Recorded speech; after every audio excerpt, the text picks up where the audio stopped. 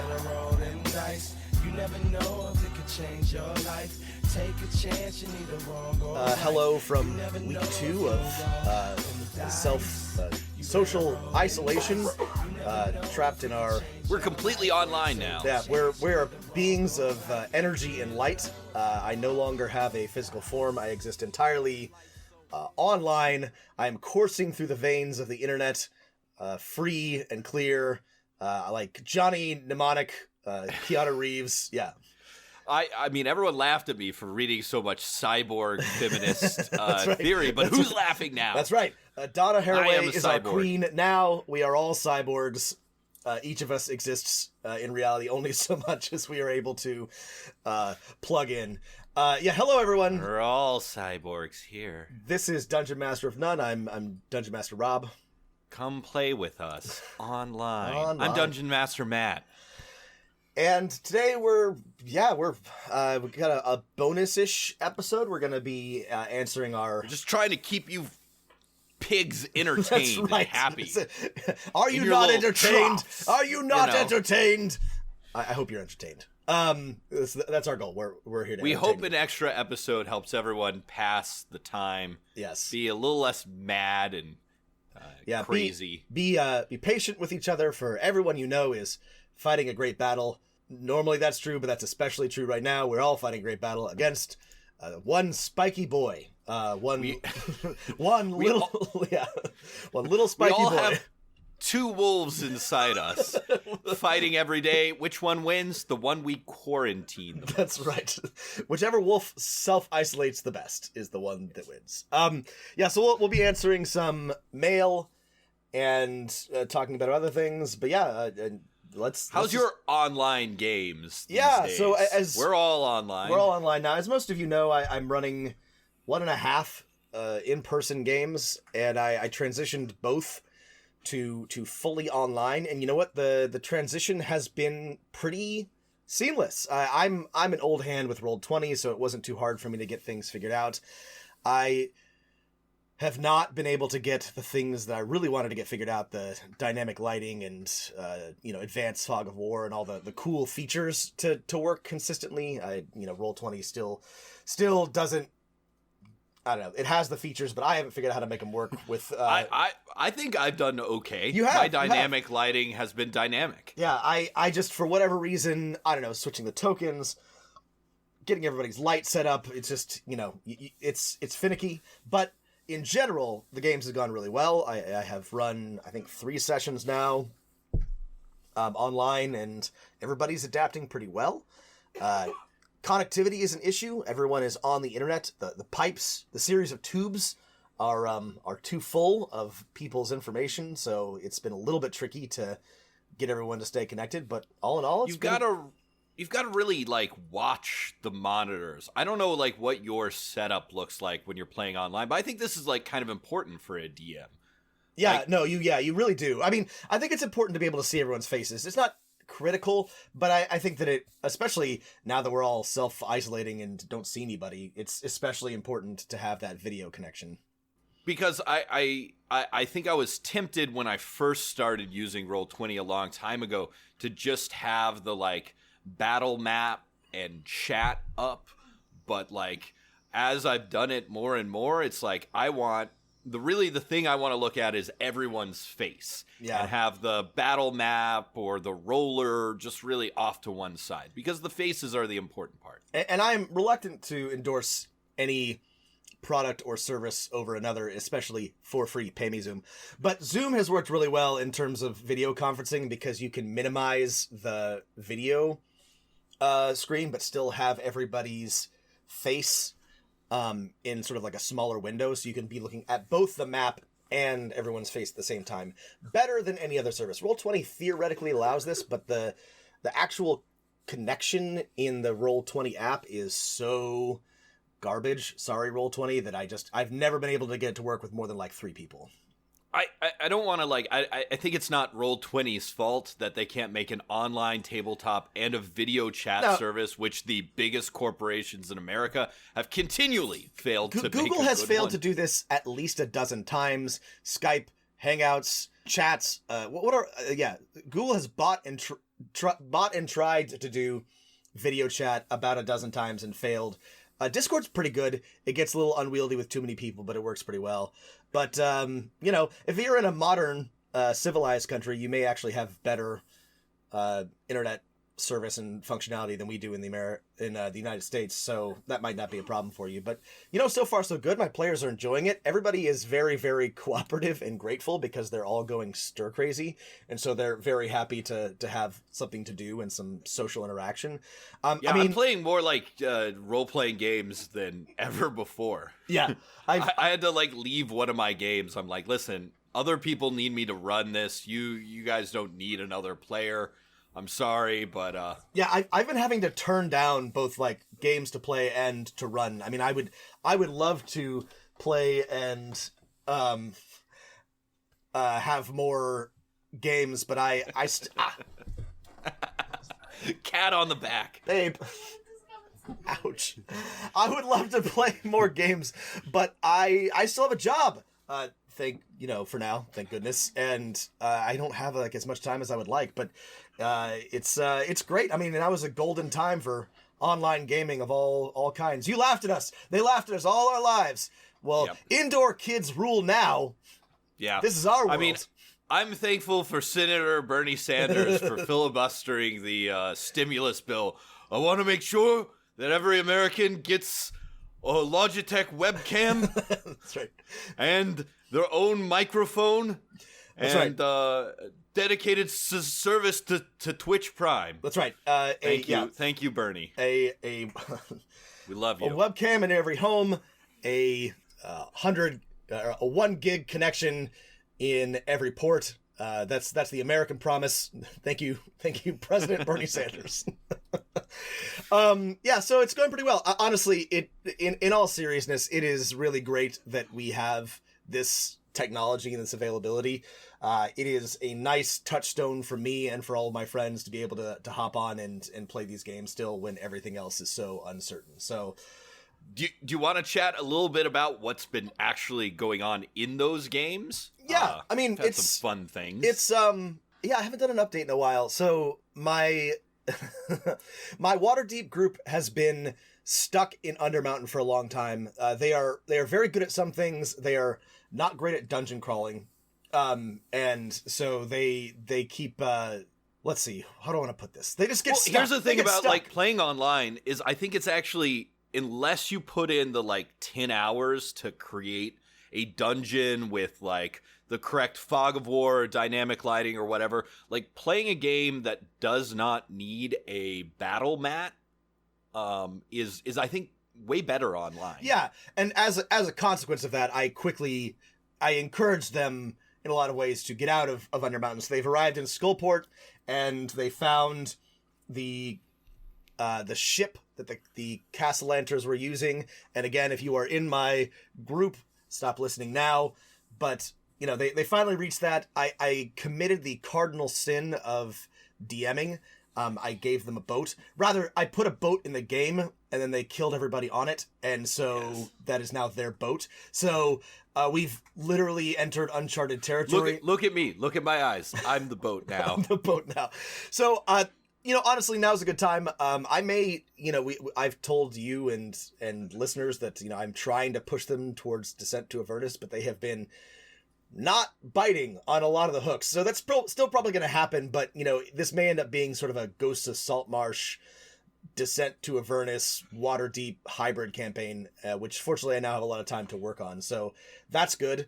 And I finally got my Pathfinder 2e game off the ground. I mean, a couple weeks ago, and then I moved it online. And it's going great. It's a lot of fun. I'm a big fan of the system, to be honest. I think that it's, we were uncertain about it when we reviewed it, but it's honestly kind of coming together pretty well. The exploration mode is still kind of fiddly, but everything else in Pathfinder works really well, and the combat is really fun and actually pretty quick. How fast is it? It's pretty quick. That was our question. It's pretty quick. There's still more attacks than you get in 5th edition, but not so many to bog the game down, and the math is very simple. Every additional attack you take is -5 or -4 if you're using an agile weapon. That's very simple, and you can attack 2, maybe 3 times if you don't move. Everybody has everything sort of fits together really well. There are definitely some like fiddly corner case rules based on those indicators and those what am I looking for? The words, keywords.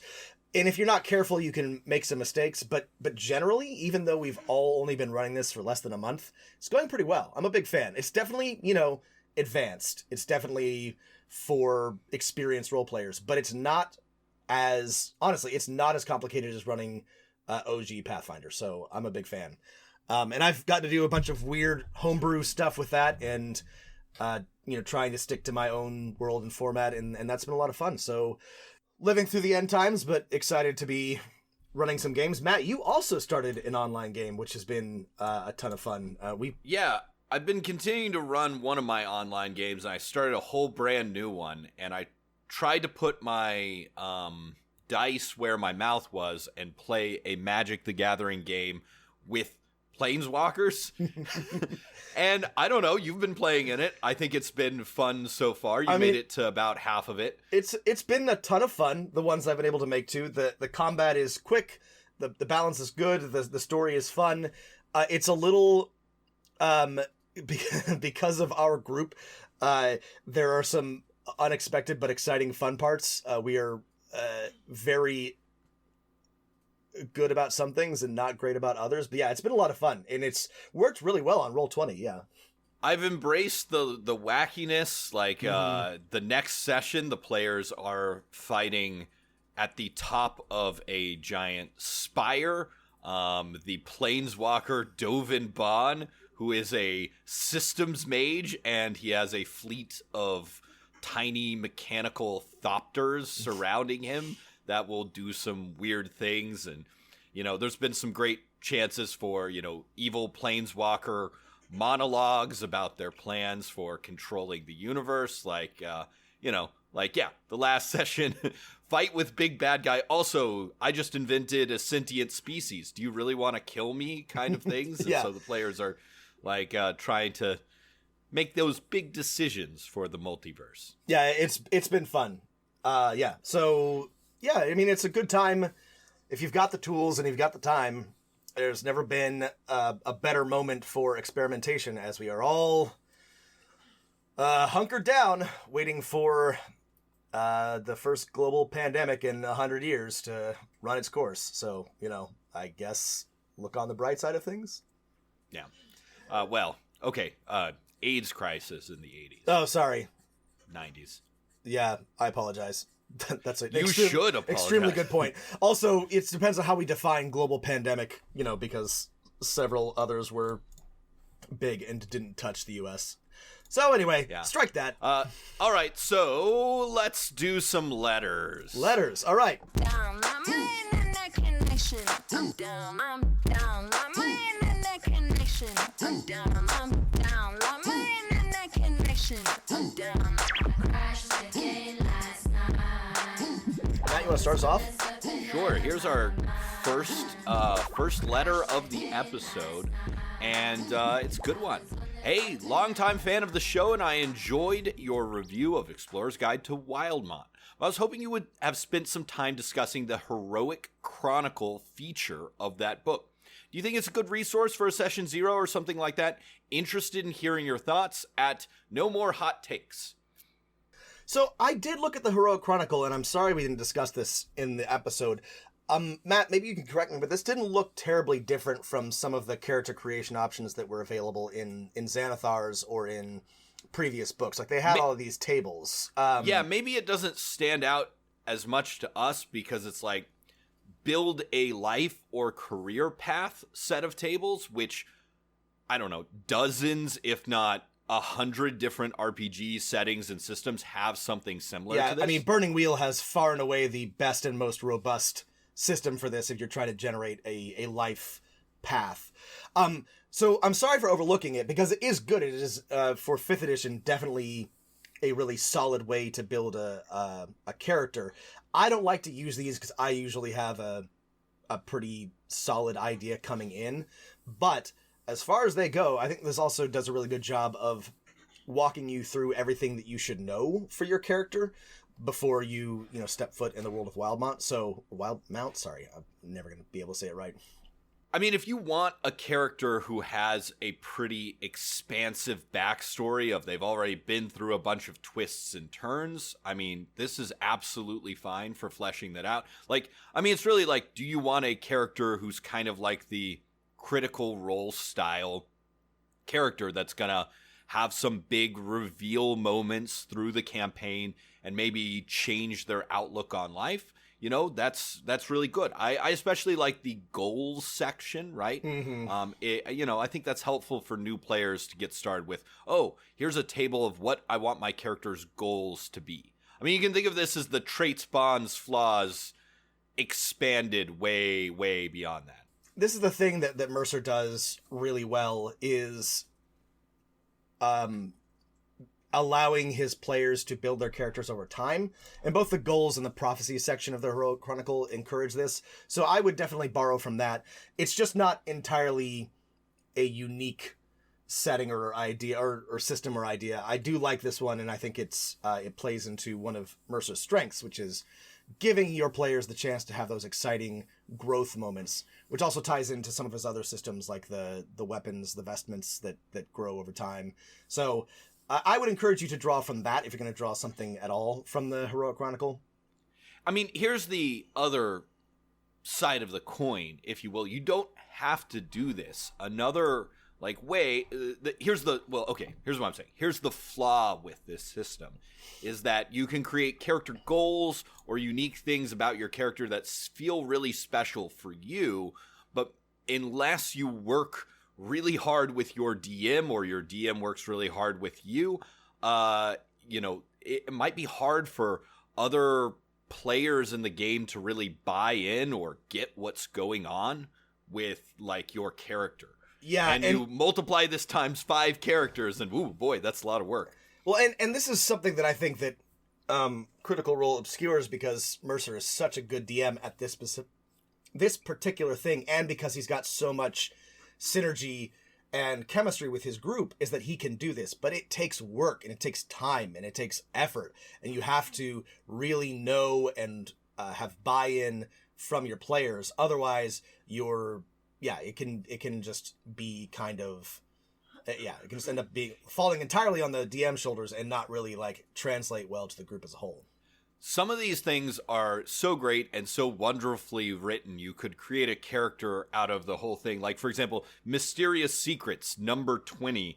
It says, I once caught a falling star. It looked up from my hands and smiled, and then told me to look for it on the day which fire erupts from the earth.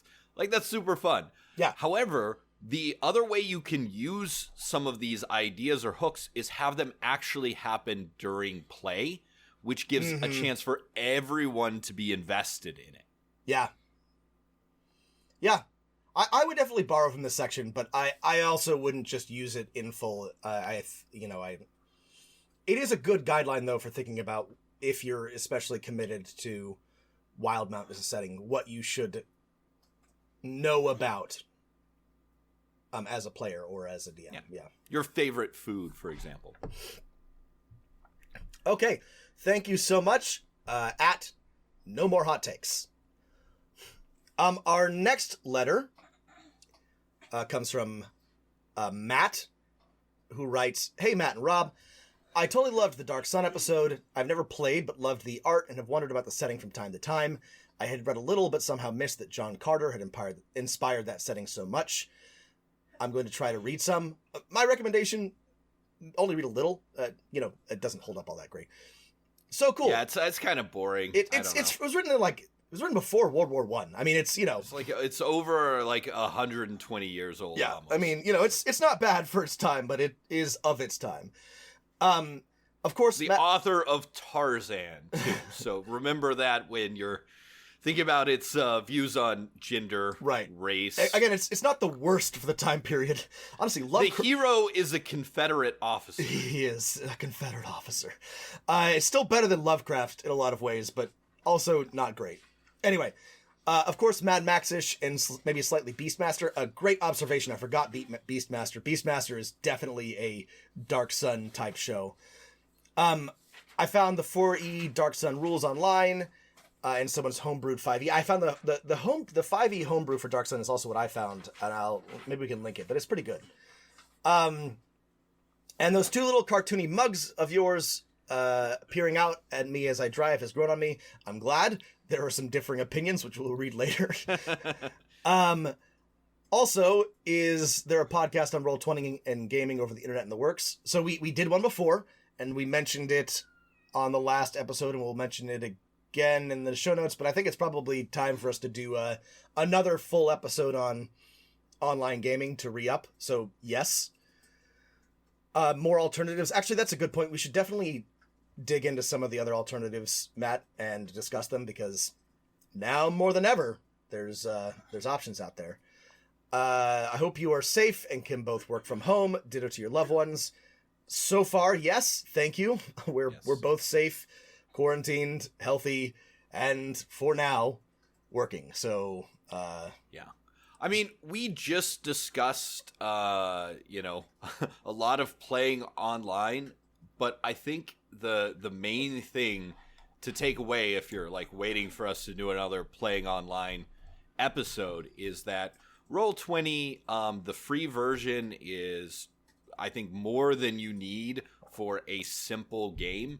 And if you're worried about playing online, I would say just try using Zoom, Skype, or Discord, all of which have little add-ons you can have for a dice roller, and try playing just with that, right? Yeah. I think that's the best way to start, honestly. Yeah, do a full theater of the mind session, see how that goes, and then if you're comfortable, add Roll20 or another tabletop program for a map and things. Because if you have players who have played a role-playing game before, the problem with Roll20 is we all know how technically incompetent everyone is there's going to be a million hang-ups, and you're going to spend most of the game explaining how Roll20 works. Whereas if you just have, okay, here's video chat, and honestly, if someone can't figure out how to roll a dice, you can just roll it for them. They can, add their own bonuses, stuff like that. And yeah, there you go. Otherwise, you might not hook your players into playing an online game, right? That should be your biggest worry for the first session. Make sure this is still fun for everyone. Yeah. I the first 30 minutes of every game I've played since the lockdown began have been devoted to technical issues, which is honestly a minor miracle and not that bad, but it does eat into time, and I've been lucky that there haven't been any major crises. Everybody's been able to make it work, but just be aware. All right, thanks for the letter, Matt. Here's our next one. Hey guys, love the show. I just wanted to say how much I appreciated your show this week. With everyone's routines messed up, with the world going crazy, I really value how this one was the same business as usual. It provided a lot of comfort and normalcy when that is in short supply. Thanks, Mitchell from Michigan. Mitchell, I want you to know, everybody is saying we are the most normal ones online. Matt and I are extremely normal and will remain so throughout the duration of this emergency. So I'm glad you appreciate it. Yeah. Now I want to make a Powered by the Apocalypse game where one of your stats is... Your stats are normal, online, sharp, routine, and comfort. Yeah. Yeah. Normie, 2 online, yeah. Yeah, we've got a +2 to our normal stat. That's pretty good. Pretty good. I'm so confused. Am I a normal person?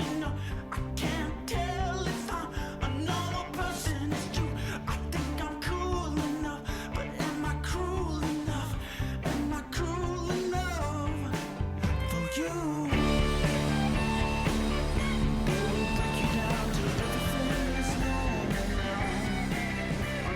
All right, our next one comes from @DeadSeaScone, which is a really great handle. So, I mean, it was great until the Hobby Lobby CEO bought a bunch of fake Dead Sea scones. Dead Sea Scone writes, regarding your take on James Bond, where M16 is the bad guy, do some research on Robert Maxwell. who was linked to M16 and Mossad. He fell off his yacht, curiously, and is also the father of Ghislaine Maxwell, the madam of one Jeffrey Epstein. We've not gone very far into Epstein brain on this podcast, but don't worry, we've got that Epstein brain. Yeah, so dude, look into that Robert Maxwell. I'm gonna look into this for sure. He did have his own island, like a James Bond. He did have his own island, which possibly has secret tunnels underneath it. Hard to know. Listeners, someone out there has to have used the map of Jeffrey Epstein's island as a thing for their Shadowrun or D&D campaign. So please let us know if you've done that. A Shadowrun campaign that ends up on Little St. James for a final confrontation with Cyber Epstein is inevitable if it hasn't happened already. He did try and freeze his head. I don't know. This is sad. Obviously, this is like a person who is a giant monster. Yeah, maybe we shouldn't be making. I don't want to make jokes. Anyway, whatever. It's just We're all really, going really crazy. hard to not like go insane thinking about Epstein. So I apologize if it seems like we're making light, but I don't know how else to deal with the fact that all of this shit happened. Anyway, sorry. Dead Sea Scone also writes, got back on Twitter to compliment you on your recent episodes. Thank you. Witcher got me to give that show a chance. It gets better after the first extra boring, mediocre episode of the season. True, absolutely. Again, if you haven't tried it yet, give The Witcher a chance. Definitely get through at least the first 3 before you bow out. Here's where Dead Sea Scone delivers us a hot take. In the interest of fairness and good taste, more hot takes. The new podcast picture looks absolutely terrible. You two look like a nightmare 2D version of the Johnny Yes Papa meme. No, telling lies? No offense to the artist. I'm sure she works very hard. She's right here, by the way, because we're stuck inside. So he says being an artist is hard as shit. She's giving me the middle finger. Anyway, the picture looks stupid, but great job, guys. Keep up the good work. I know a lot of folks out there are rooting for you and listening to this stuff. Definitely brightens up my week. Dead Sea Scone. We love the picture. We love the picture. We're not changing it. But that's okay. You don't have to like it. I apologize if you don't like it. We love it, and we're not changing it. So, if you're not a fan, my apology, but I don't care. I'm gonna keep We're using actually it. hard at work transitioning this to a video podcast where, like, each of those little cartoon figures slowly opens and closes their mouths while we talk. While we talk, yeah. So you can just look at that. So thanks, Dead Sea Scone. Appreciate all your feedback. Always be honest with us. We love it, especially if you have something to say about us. Please don't. I'm offended. I would love to see Dead Sea Scone's take on what your new logo should be. She wants to know if Dead Sea Scone can do better, so... Yeah, let's see. Let's why don't you come down here and do our artist's job here. Here's our next letter. Hey, just heard one of your old episodes, and I agree. Warlord is definitely a placeholder name. Just spitballing here, what about Legionnaire from @Triptician1? Like we discussed, again... It's fine. Legionnaire, Myrmidon, I don't know, Phalanx. I mean, there's all sorts of good words, but none of them really, none of them quite work as well. They don't describe the function and the purpose of the class as well as, say, fighter or cleric or wizard do. And that's the problem. There are some classes in D&D. I can think of maybe, for example, Artificer or Druid, where I feel like if I have one of those characters, they know that that is the class they belong to, and they may even describe themselves as members of that class in character in the world.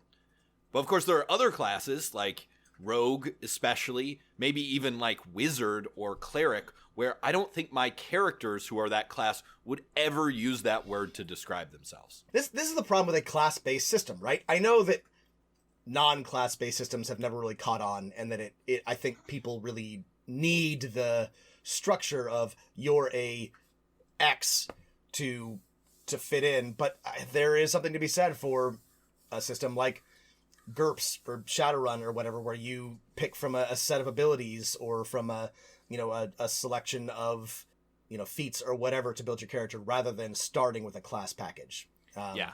Like, if I have a rogue, I'm never going to tell an NPC who's hiring me for a job, oh yeah, I'm a rogue, right? The character might use, I'm a thief, an assassin, a spy. I'll swindle the person for you, but never rogue. When I play a fighter, I'm never going to call myself a fighter. I'm a soldier, I'm a warrior, a mercenary, a brawler. A space cowboy, a gangster of love, Some people, Matt, etc. They call me Maurice, but none of them call me a fighter. But yeah, no, look, we went through the whole thing. We're happy with the result, but have not come up with a name that really, really gets there. So, yeah. I mean, we ended up on Paragon, which is okay. I'm actually I like Switch every day, right? Yeah. I'm very fluid on this, but it's like maybe Warlord would just be better just because it lets other people know what we're trying to do. Mm-hmm. Because people who know D&D are like, oh yeah, the Warlord from 4E.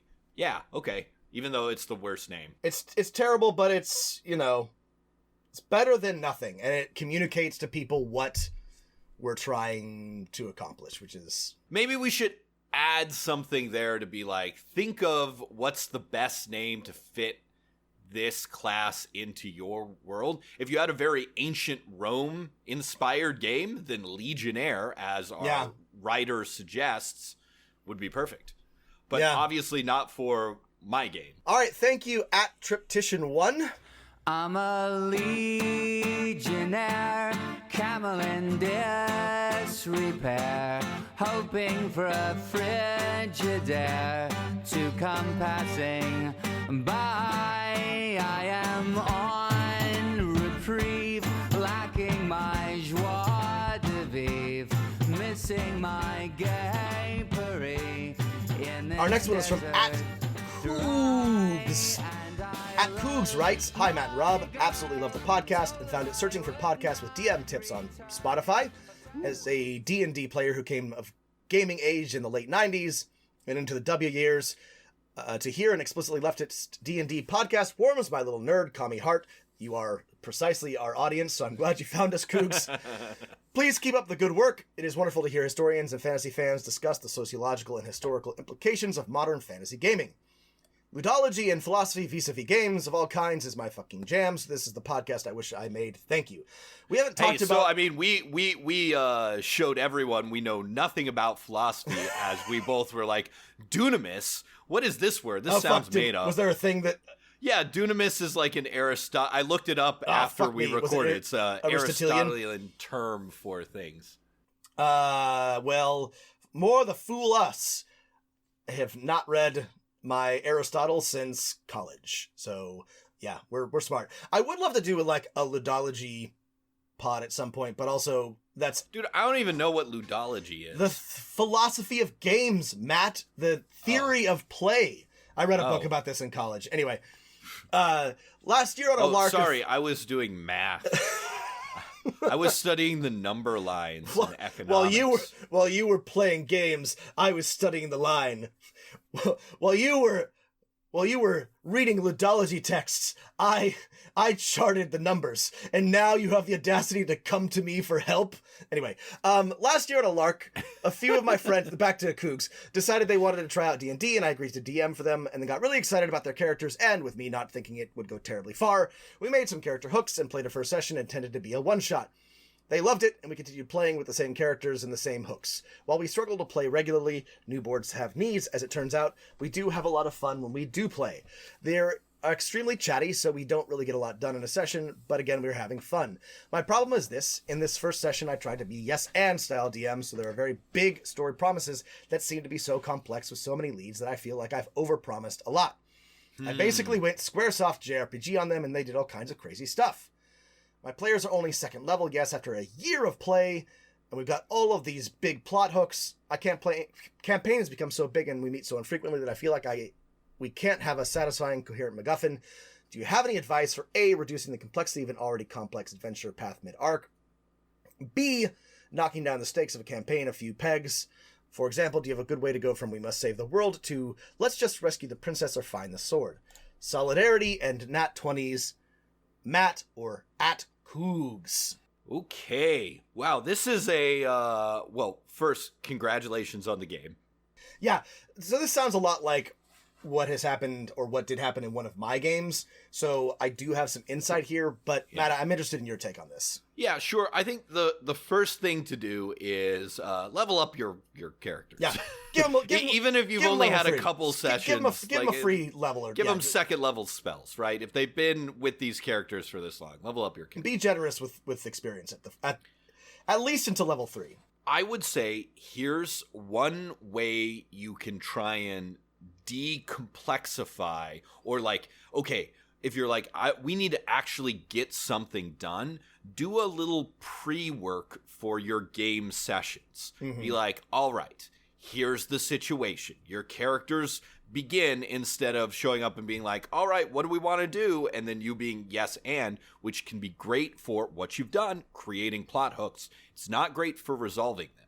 Yeah. Say, all right, your characters arrive in the temple of your characters arrive at the wizard college, and you are searching for the lost time stone that will detangle reality, which is your goal. And say, during this session, we are going to come to some kind of conclusion to this, right? And be ready to move them to the end at the end of that session, so you can actually accomplish one thing per session. I agree with this, and I am very resistant to railroading, and I like to give my players options, but I also have very chatty groups that love to bite on but not pursue any of the hooks I drop. And so what I found is that you kind of just need to put them on some rails, give them a timeline, or kidnap a beloved NPC, or, add a very direct threat so that they have something to focus on. And you can give them ways to sort of pick and choose and not just throw them at one thing or put them on like a real hardcore path, quantum ogre them. But, if your players are struggling to focus, you might have to do it for them. And that's okay. Just say, this is the most important thing. You have to deal with it. Right. And the key to this, in my experience, is the pre-work, right? Yeah. You've got a list probably in your notes or in a document of these are the plot hooks you're dealing with. Just go ahead and tell them, or you could have an email being like, all right, before our next session, which, we always have trouble scheduling, but that's okay. We're going to try our best. What is the plot hook that you want to take care of? Or you can just say, this is what we're going to start with next time. You start here, and we're going to deal with this plot hook and have some sort of final encounter in your mind. And at the end of the 3 or 4 hours, however long your session asks, make sure during that last hour of play, you move them to that final resolution. And then you'll wrap up some of the, too many plot hooks that you have. And then you can go back to that yes and crazy stuff if you want, and expand the world again. And a great way to focus your players' attention organically is to throw in a focused, competent, and highly active villain. Somebody who is actively messing with their plans and demands their attention. This is a great way to make them, they are still in control of their own destinies, but they will motivate them to do a singular thing, and you can sort of put the campaign back on rails. Yeah.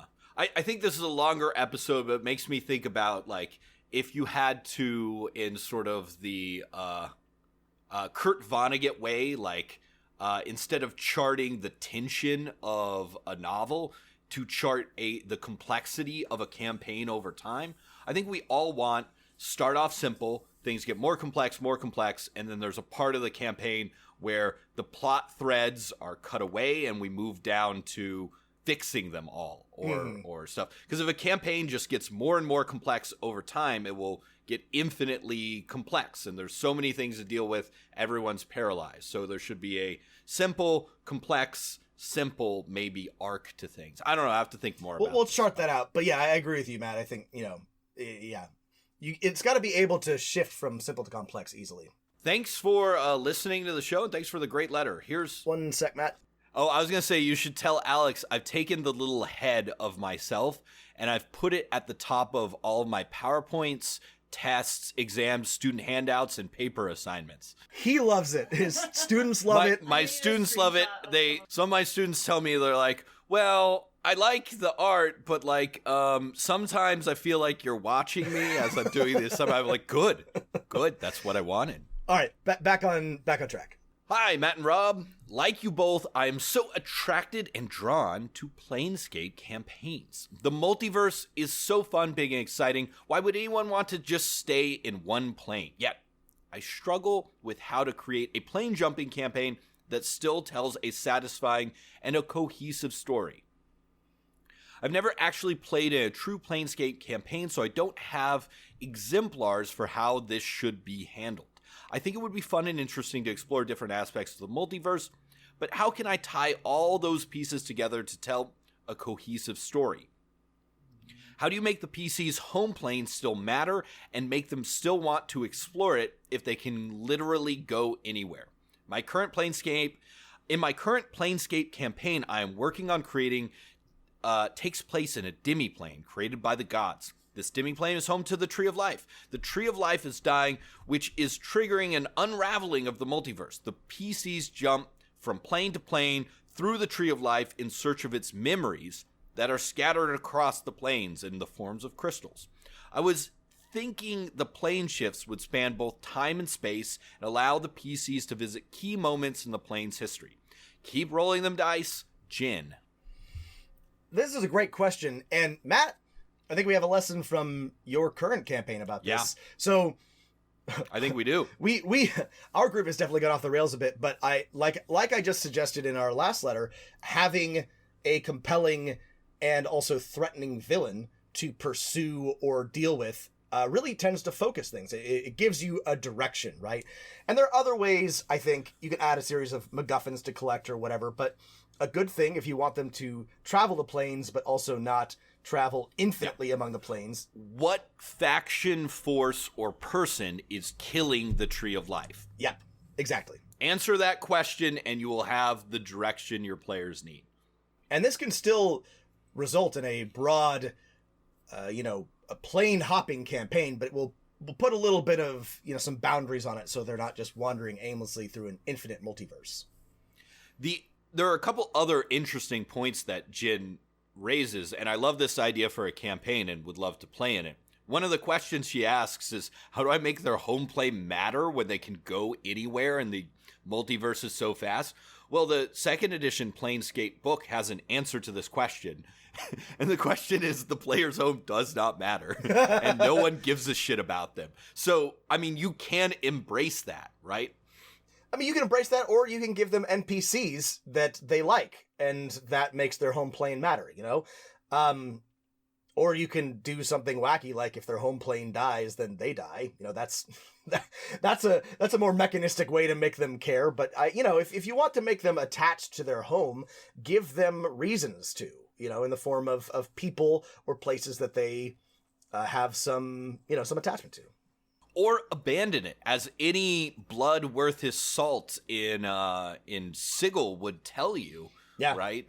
Is that, guess what? You're not special and your home plane doesn't matter. The multiverse is a series of infinities that are vaster than you can ever imagine. You might as well do something else with your time now that you've discovered this fact. Yeah. One caution I always have for DMs is that traveling through time can often lead to headaches. Yeah. Just be careful. Careful with time travel. I always am tempted to include it, but it can be hard to keep track of what's supposed to be happening when you introduce it, and you definitely want to keep it limited or risk messing everything up.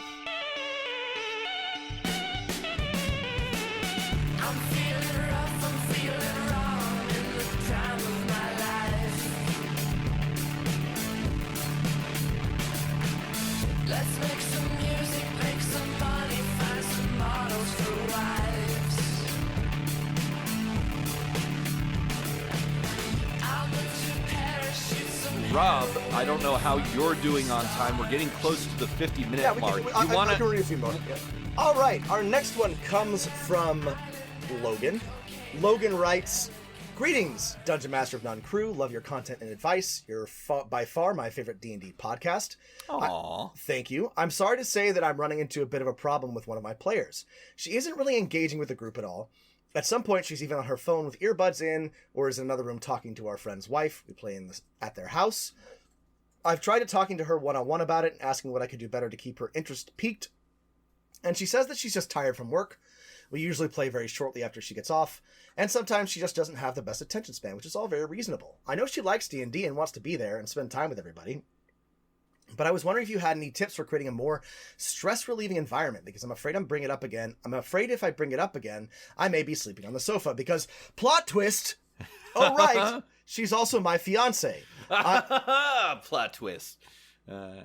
Thanks in advance. I know it's a tricky question to answer, but I just want her to have a good time with the friends we both love, and as a DM, I feel like it's my responsibility to create an environment where everybody can be engaged and less stressed. Logan. Okay, excellent. This is our first partner question of the podcast, and I'm just so excited to answer this. So excited. Thank you, Logan, for writing in. And let's preface our comments, Rob, with, as always, advice can be a dangerous gift to give, Frodo Baggins. Sure can. So, Matt, before we begin, what's your experience with running a game that involves a partner or girlfriend/wife? In the past, right, and in the present, some have really liked playing role-playing games. Others, not their cup of tea. And you just, that's fine. Same here. So we've both done this a little bit. So this is a delicate situation, Logan. So yeah, what advice do we want to give here, Matt?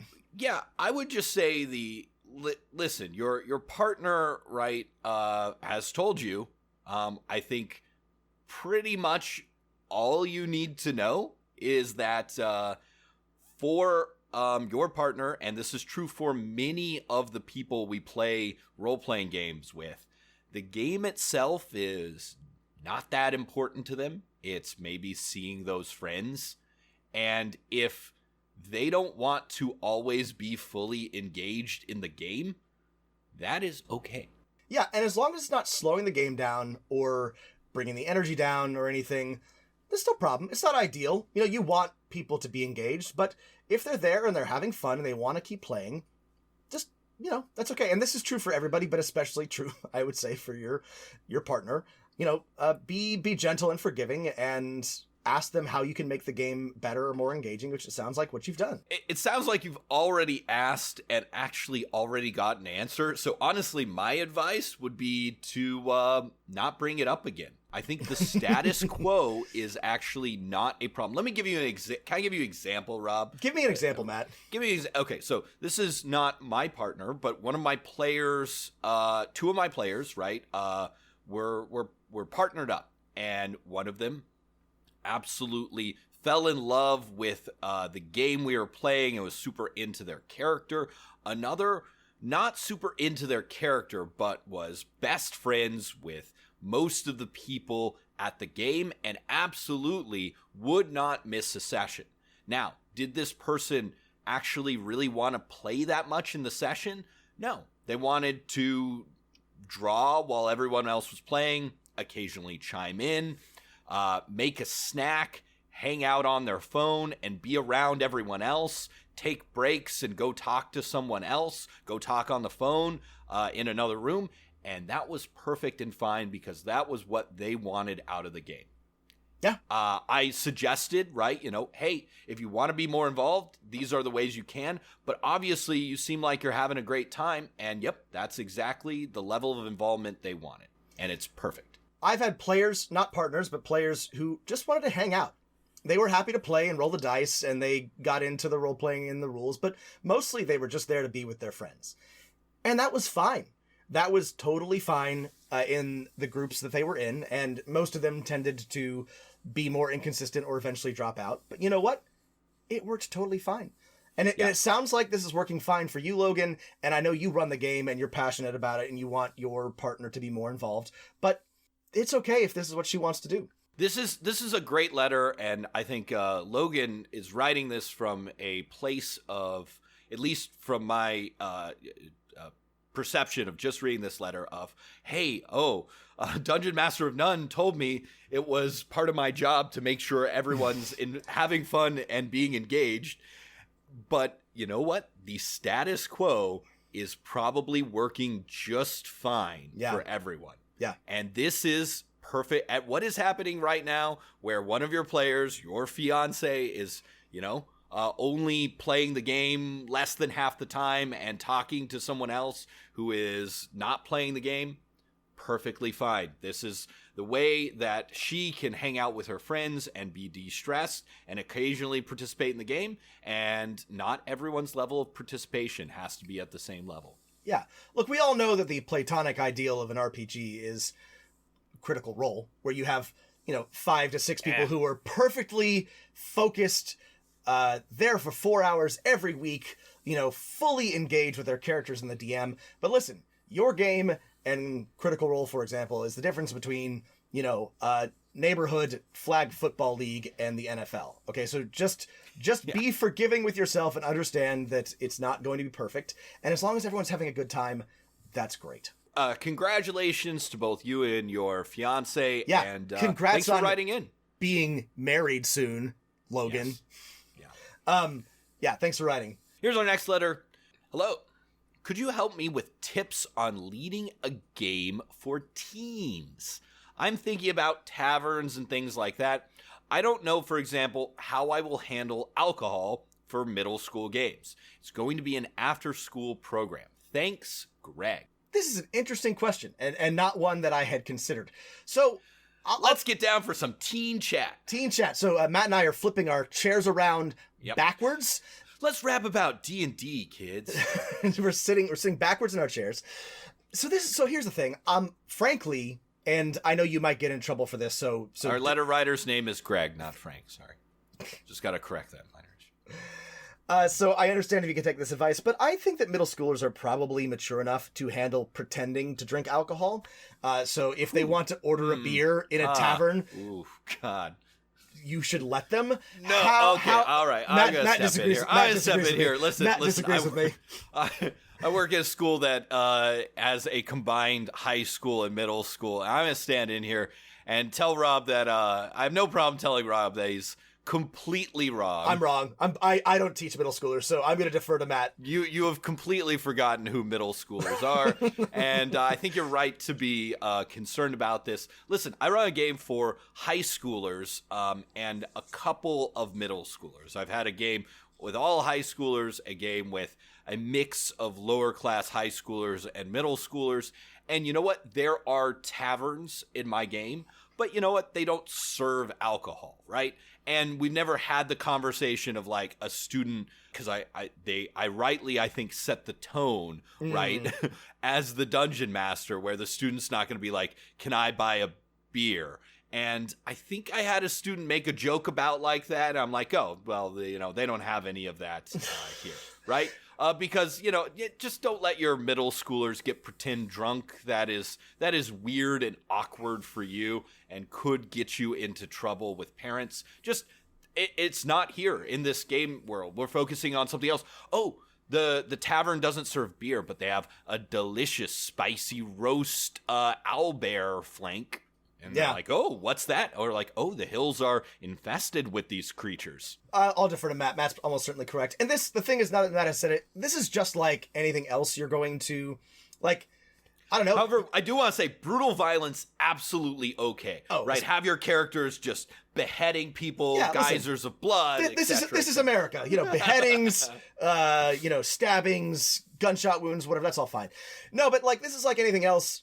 When you're setting the tone, right? Like, I don't know, your world presumably includes prostitution and torture, but I don't include those in any of my games. Just because that happens, I'm like, we're not going to talk about that. This is not a thing that I'm going to approach in any like serious way, or I'll just sort of like hand wave it. So you can just be like, yeah, okay, fine.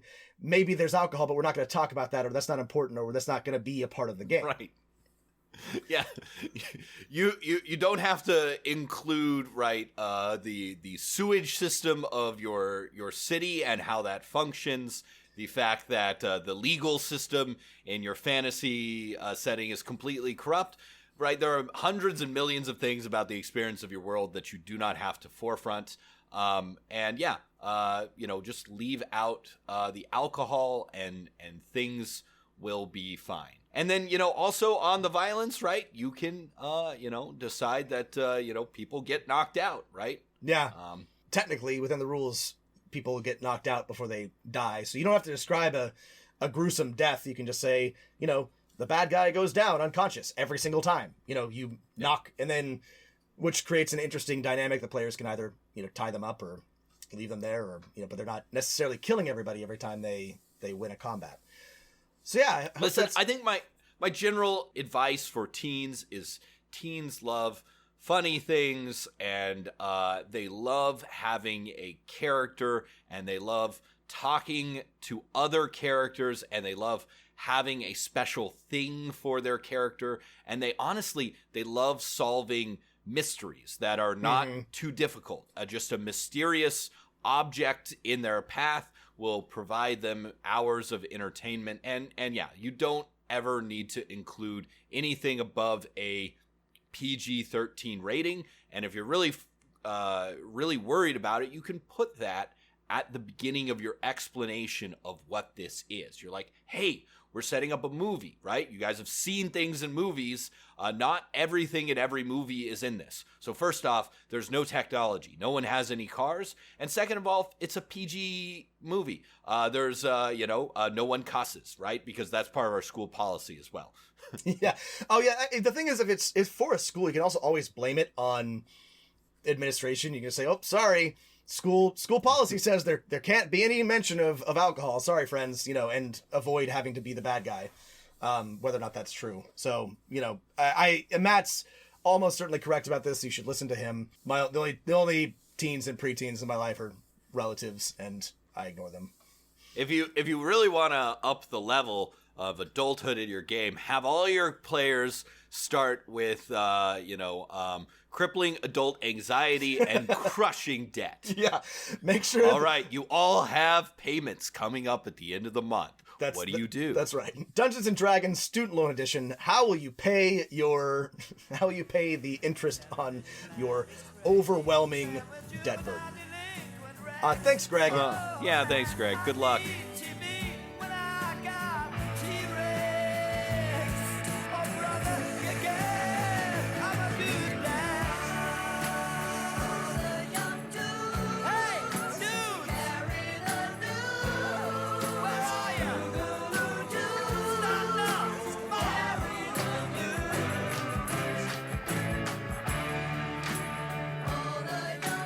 Our next one comes from Dr. Daig. Dr. Daig writes, "Hey Rob, you ever want to play League of Legends? Hit me up. My summer name is Bleep." Dr. Daig, thank you for the offer. I want to be real with everybody right here. League of Legends is a depression game for me. I play it when I am stressed out and sad, and I lapse. Which is a terrible idea, because, I'm not very good at the game, but it seems very stressful. It makes my life much worse. I don't know why I do it. It is not a healthy game for me. However... Spiral. You like the spiral. It makes things worse. I don't know. That's a thing you do when you're depressed. But I do play other games. I've been playing some Warzone. I do a lot of grand strategy. So if you follow us on Twitter, I think especially in the coming months, we'll let you know if we're going to be playing something and share our battle tags or whatever. More than happy to play with fans. So just follow us there and we'll let you know when that's happening. But probably will not be League of Legends because it is not a healthy habit for me. I was almost diamond like 4 years ago, and it was the worst time of my life. I just, Yeah, but you were diamond though. Yeah, I was diamond. I don't. Yeah, and listen, if you can play League of Legends, it's a very fun game. I like it a lot. I cannot develop a healthy relationship to that particular video game. So, just gonna be straight up with everybody about that. Riot Games, which we all know is a very terrible corporation from basically any cursory reporting you've read on them, is actually, I think they opened a tabletop studio, and I freaked out for a second because I thought they were going to make a role-playing game, but they're making board games. Of course they are. I think so. I mean, I can't... I played League of Legends, like, from when it came out for at least 2 years, and I cannot tell you anything about the lore or backstory of the world because it doesn't matter. They really dug down on it after those first 2 or 3 years, but it was, man, I don't know if anybody remembers this, but it was the wildest, most bootstrapped, made up, crappy art game in history, but it happened to ride the MOBA wave at exactly the right time and made bajillions of dollars. And so they went back and redesigned everything and made it look like a decent game. But boy, it was janky AF for the first year or 2 or 3. I hope MOBAs are dying. I'm hoping that Heroes of the Storm dies, so you and some of our other friends stop playing it. So and I don't, different game that I anymore. like with me. I'm sorry that you were bad at MOBAs. I'm just really bad. Matt's just not a good gamer, friends. He's just not a MOBA gamer. Just 1v1 me right now, CS:GO. Let's make it happen. Knives only, DE Dust 2, you and me, let's do it. Yeah. Scouts and knives. Scouts and knives. A true game of skill. Yeah. Here is one of my favorite letters we've ever received. Hey guys, I've been listening to your podcast for 6 months now and get a lot out of it. I've been GMing on and off for 20 years, playing for 30, and still learn a lot from your discussions. Right now, I'm dungeon mastering an Eberron game and play in a Glorantha game. I'm sorry, Matt, I'm not sure I know what Glorantha is. Glorantha is like an old setting that I think was published by, one of the first things published by Chaosium, which was one of the other early RPG publishers along with TSR. And I think it was based off a board game that I've never played. It's very strange, but very, colorful, I think. I don't know. I've never played it. I'd love to learn more about Glorantha. Yeah, okay. Interesting. It's very old school. Very old school. Yeah, I'm seeing it's very old school. Okay, anyways. Continue. The Glorantha group is consistently experimenting with settings and systems, while the Eberron folks insist on only D&D. Finally, to my question. I'm looking for a fantasy system that lies between the high magic, superhero craziness of 5e and the awesome danger of the basic role-playing Green Delta system. Something in the neighborhood of 2D20 Conan, but not as complex. While system does not determine setting, it has a powerful influence. I want to capture the feeling of skilled protagonists who are in over their heads, who are heroes not because of raw power, but because of their guts and intelligence. Vulnerable without being mooks. I played a lot of systems, but I'm interested in your thoughts. Any suggestions? Thanks, I have a million discussions I'd like to have with you guys. Blaine.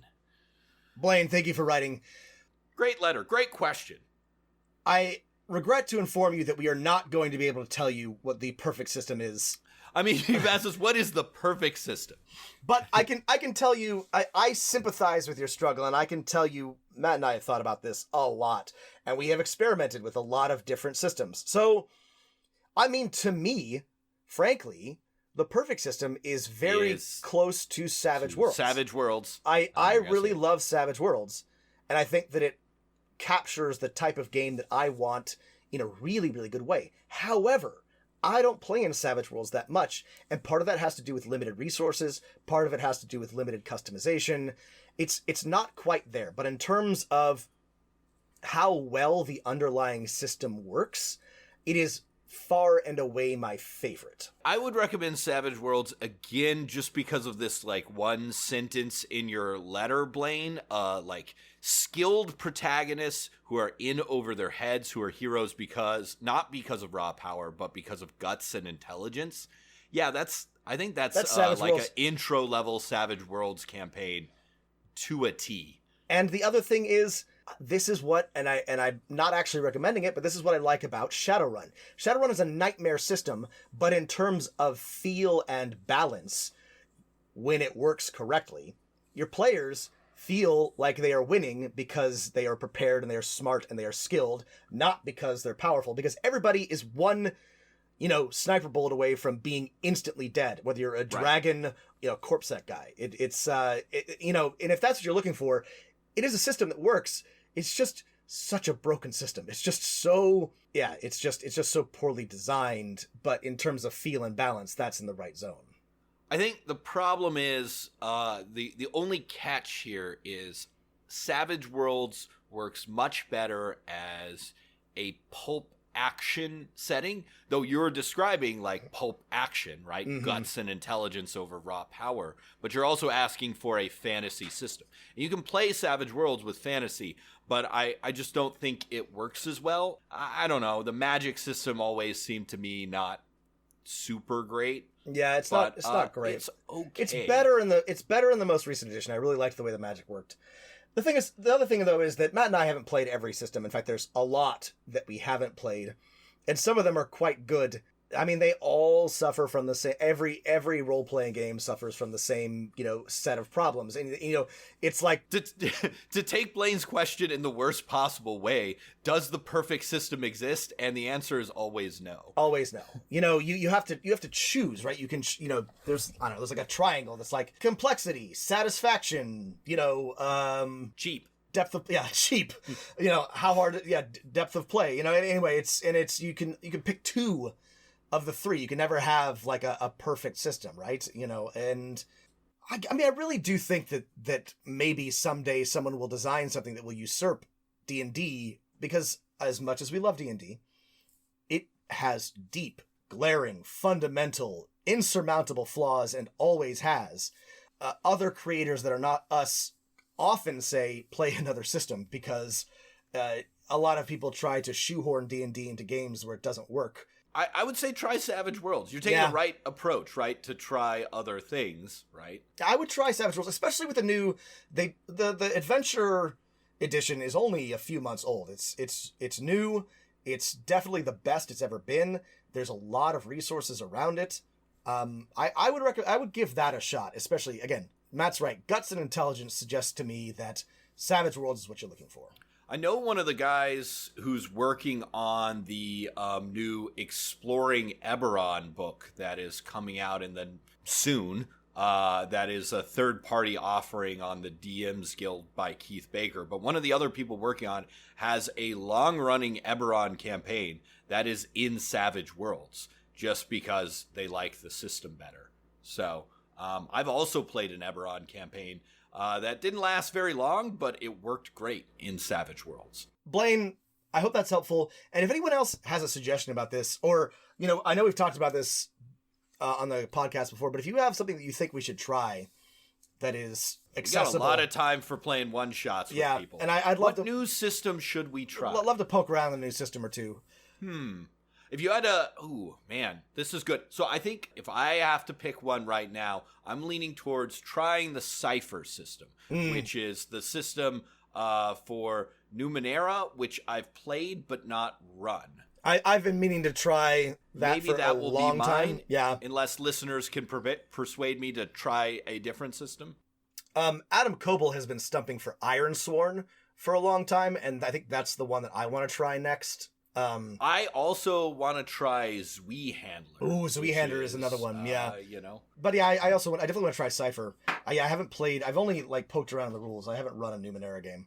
Anyway, so if you have thoughts on this, definitely let us know. But Blaine, I hope that's helpful. Well, we answered a lot of letters. Send us some more and tell us what new system that we haven't talked about here that we should play. We got time. Yeah, chances are decent we'll be doing some more of these bonus mailbags to get us all through the dark times ahead. So definitely send us letters. Thanks everyone for writing. I hope this was helpful.